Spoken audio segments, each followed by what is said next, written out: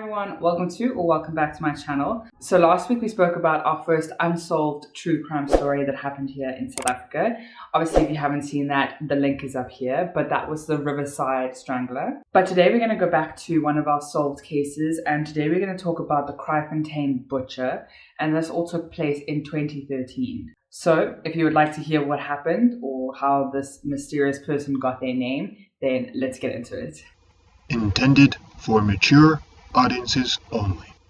Charmaine Mare was born in 1997 in Kriel, which is a small town in Mpumalanga, which is in South Africa. And Kriel is, or was at the time, a very small mining town. And a lot of people who lived there were generally under the poverty line and were unemployed, which sadly is inclusive of Charmaine's family. So living in Kriel with Charmaine was her mother, Katrina, her father, whose name I'm not really sure of, and her brother, Johan. And they would all stay there together. And Katrina would describe Charmaine as very creative, very artistic, and she would love to draw. And she would also describe Charmaine as always being a daydreamer. So Charmaine would dream about things like supporting her family, basically being the breadwinner and being able to put food on the table for her family. At the time, Charmaine was around 16 years old and did drop out of school. And there are reasons that are floating around as to why she would have left, but there aren't any factual reasons. So while in school, Charmaine met her friend Kristen White. Now, a small town is a small town. So anyone who lives in a small town, I think, basically knows everyone and everyone's business. So one day, Kristen and Charmaine were just walking around, having fun and just doing what 16-year-old girls do. And she actually mentioned to Charmaine that she was going to move to Cape Town after the December holidays.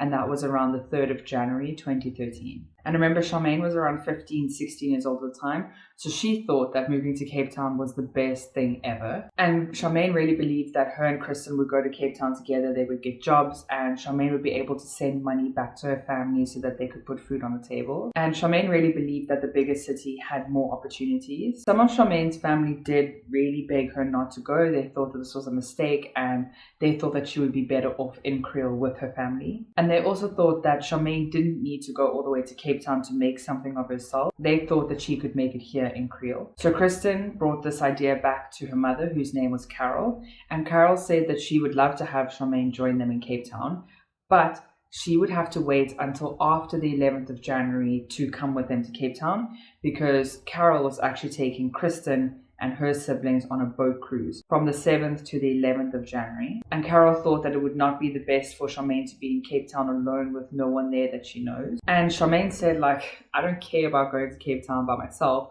All I'm really afraid of is the flight to Cape Town. And Charmaine was really, really determined to be on the same flight as Kristen because she was so afraid of flying to Cape Town by herself. So Carol was like, okay, fine. You want to come to Cape Town? You can come to Cape Town. So Carol said that she could come to Cape Town as long as she stayed with her boyfriend, Johan. So I don't know how Charmaine actually felt about staying with this man, but I think that because she was so excited and she was so young, she didn't really put too much thought into it because she just wanted to get to Cape Town. So Kristen and Charmaine arrived in Cape Town on the 3rd of January 2013. And Carol stayed in Kraaifontein, which is a suburb in Cape Town. And Carol, remember, who was Kristen's mom, was so happy to have them both there, especially Kristen, because she stayed with her dad in Kriel, so she wasn't really with her mom very often. But Carol was really excited. She gave both Kristen and Charmaine presents because it was just Christmas like the week or two before. And Carol would also take Kristen and Charmaine out to dinner all the time. So remember I said that Kristen and Carol and Kristen's siblings were going on a cruise. Well, they did. So they left on the 7th of January 2013. And now Charmaine was left in the house with Johan all by herself. So at the time, Charmaine was 16 years old and Johan was 48 years old. And Johannes De Jager was described as a very shy and timid man. He worked as a mechanic at the time. And it was said by people who went to school with Johan that he would often come to school with bruises all over his body because he would be badly beaten by his parents. And also they said that when Johan actually went to school, he was very badly bullied by his peers because they would pick on him because him and his siblings and family were very poor. But like I said, Johan was a mechanic now in his older years, but when he was at school, The only place that he could really have an outlet for anything or to be by himself was at the car shops or at a mechanic, and that's where he spent most of his time. So sadly, Johan did not take long to warm up to Charmaine, but Charmaine on the other hand was very uncomfortable with this man. Charmaine almost immediately would complain how uncomfortable she was and how this man was making sexual advances at her. And this was around the 8th and 9th of January. So remember, Kristen and Carol only left on the 7th. Charmaine also described that Johan even asked if he could follow her into the bathroom so that he could wash her back. And Charmaine also described how hungry she was while living with Johan because he would keep food from her because she refused to be intimate with him. Then on the 9th of January, Charmaine actually started recording Johan every time he came into the room and he would speak to her. And I'll actually play a recording for you now.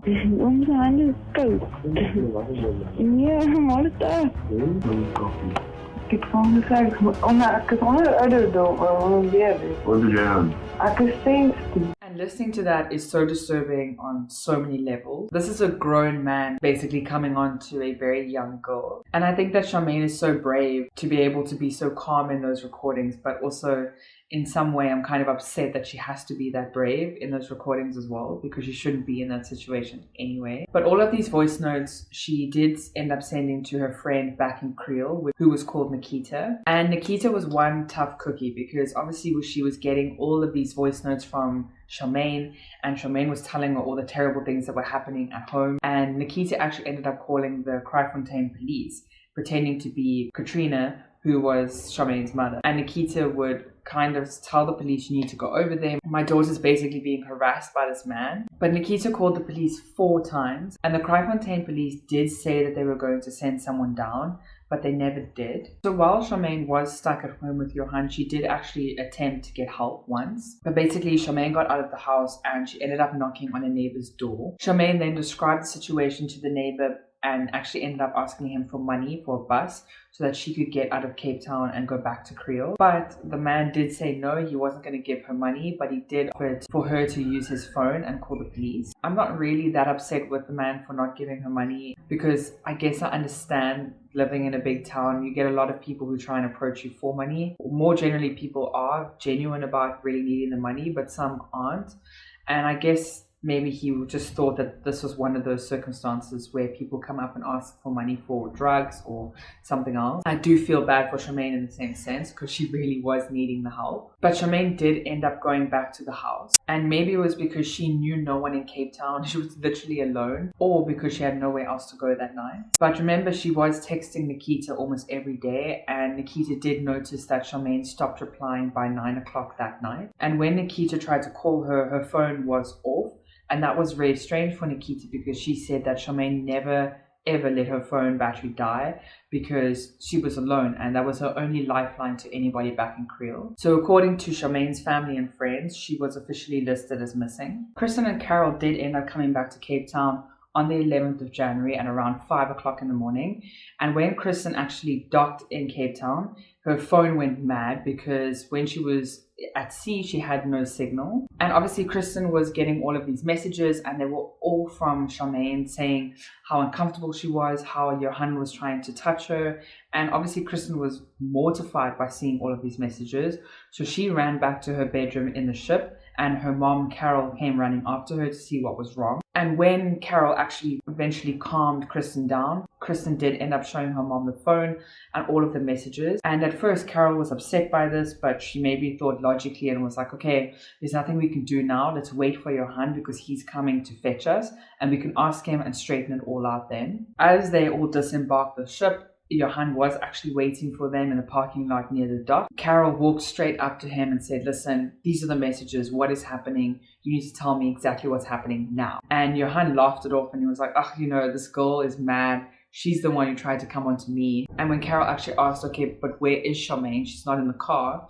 Johan said, no, she was actually getting cigarettes. So when we get back to the house, she should be back then waiting for you. So obviously when Kristen, Carol and Johan got back to the house, Charmaine was nowhere to be found. And Johan was like, oh no, where could Charmaine be? So Kristen and Carol ended up driving around looking for Charmaine, and Johan eventually joined them. And they did go to the police to make a missing persons report. court. But then on the Saturday after Charmaine went missing, her aunt actually received a text from Charmaine saying that she was on a bus back to Creole. Then the aunt called Carol to tell her, okay, maybe she's on a bus, let's go check the bus station. So Carol then went to the police station in Kraaifontein, and the police told her that they cannot look into this because there are way too many bus stations around South Africa.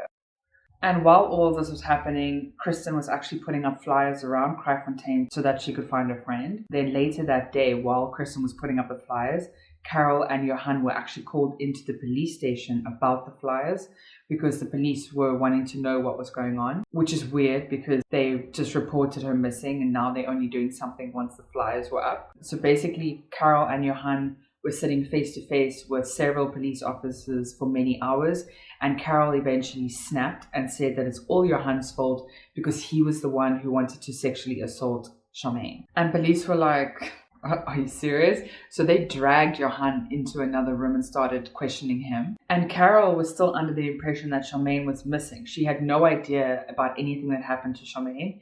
And a female cop actually walked into the interrogation room that Carol was sitting in and gave her condolences to Carol. She just looked at her like, I don't really understand what you're trying to say. And the male cop who was watching Carol actually said, we haven't told her yet. And Carol was furious. She got upset. She walked over to the police and like, you need to tell me what's happening. And we all know when some aunties show their finger at you, you're going to get in trouble if you don't do what they tell you to do. So basically these cops were like, okay, the cat's out the bag. We need to tell her what happened. And apparently they said to Carol that we did end up finding Charmaine Mare's body and you need to come and identify it because all of the pieces are not together. So we need to find identifying factors on the body parts to prove that it is Charmaine. So sadly, police did discover Charmaine Mare's remains, and this was her pelvis, her torso, and her head, which was found burnt in an open field. Johan would later lead police to her legs. Police would later also find her arms, which were hidden in a box under Johan's car. Johan actually admitted to carrying her legs in a backpack until he felt that he needed to get rid of them, and he just threw them out on the freeway. And when police were actually doing a full investigation of the house, they did ask Carol to show them everything that belonged to Johan. And when police actually went into his clothes, they found in his work jacket was Charmaine's cell phone. And then they figured out that Johan had actually texted Charmaine's aunt to say that she was on the bus. And Johan had actually deleted all of the voice notes that Charmaine had recorded of him. But luckily, Charmaine was smart enough to send them all to Nikita. So the trial of Johannes De Jager started on the 11th of November 2013. So Johan did admit to dismembering Charmaine's body. And his reason for why he dismembered her body was that he said that he was so drunk that it meant nothing to him because he said it felt like he was just slaughtering a goat. But he still denied that he murdered Charmaine. So what Johan said actually happened the night that Charmaine went missing was that Charmaine was taking too long and Johan happened to pull her arm to kind of get her to hurry up. And when he did that, Charmaine slipped and fell and hit her head and she lost consciousness and didn't wake up again. And Johan realized that she wasn't going to wake up again, so he dragged her body to a drain and left her body there. And that was the night before Carol and Kristen were supposed to get home. So he left her body there the entire night and then left the next morning to fetch Carol and Kristen. And then when they got home and realized that Charmaine wasn't there, Carol and Kristen went driving to find Charmaine. And while they were gone, Johan ended up cutting Charmaine's body up into pieces because he couldn't move her because she had begun to bloat and to swell. However, the medical examiner that was actually on trial at the time said that it was unlikely that Charmaine had hit her head because she had no head injuries. So she believed that the cause of death with Charmaine was strangulation because she had dark bruising around her neck. Johan was also not charged with sexual assault because there was no proof and no evidence. But police did feel that sexual assault was very likely in this case because she was found barely clothed or had odd pieces of clothing missing, like her bra and her underwear. And then while the whole trial was going on, Johan was questioned about the voice notes that Charmaine had recorded. And his reason for these voice notes was that Charmaine was actually the one who was trying to seduce him, because Charmaine had shown him a tattoo that was in her private area and she kept pulling her pants down in front of him. And the medical examiner said that she didn't find any tattoos near Charmaine's private region.